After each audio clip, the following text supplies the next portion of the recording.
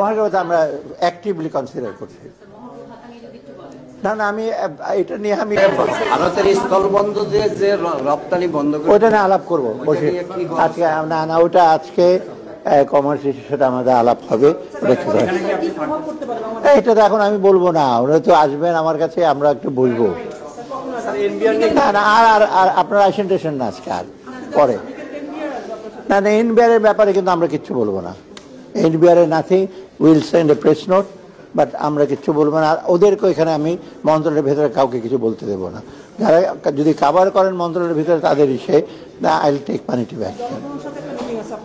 আমি এটা একটা এক্সাম্পল দিই, বাংলাদেশ ব্যাংক থাকতে কিন্তু কোনো ব্যাংকারদের সাথে আমি মিটিং যখন করতাম আমি সোজা বলে দিতাম কোনো ব্যাংকার চেয়ারম্যান বাংলাদেশ ব্যাংকের প্রেমিসিসে কিচ্ছু কথা বলবে না, এবং ওরা রক্ষা। পরে দেখি আত্মীয়রা আমার সঙ্গে মিটিং করার পর চেয়ারম্যান এসে আমরা এই বলেছি, এই করেছি। আমি কিন্তু এগুলো অ্যালাউ করি না কোথাও। অতএব আজকে আপনারা, ওরা যদি কিছু বলতে চান বাইরে গিয়ে বলুক। আমি মহার্ঘ আমরা অ্যাক্টিভলি কনসিডার করছি।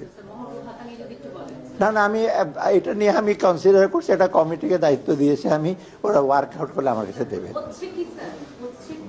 হওয়ার চান্স মোটামুটি, কিন্তু হয়তো একটু সময় লাগবে। আমি বাজেটের ওয়ার্কআউট করে দেখি কখন থেকে দিতে পারবো, কত দিতে পারবো। না না, এটা বললে তো সব বলা হয়ে গেল। অনেকে 10 থেকে 15%।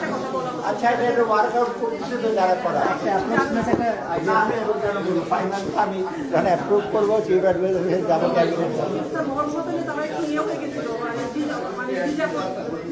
না দ্বিধা হওয়ার কোনো কারণ নেই। আমরা বাংলাদেশের সরকারি চাকরিজীবীদের জন্য একমাত্র তথ্যভিত্তিক ইউটিউব চ্যানেল এটি। আপনি যদি একজন সরকারি চাকরিজীবী হয়ে থাকেন তাহলে নবম পে স্কেল সহ মহার্ঘ ভাতা সংক্রান্ত সর্বশেষ ও নির্ভরযোগ্য আপডেট পেতে চ্যানেলটিতে লাইক দিন, আপনার মূল্যবান মতামত কমেন্টের মাধ্যমে জানান এবং অবশ্যই চ্যানেলটি সাবস্ক্রাইব করতে ভুলবেন না। ধন্যবাদ।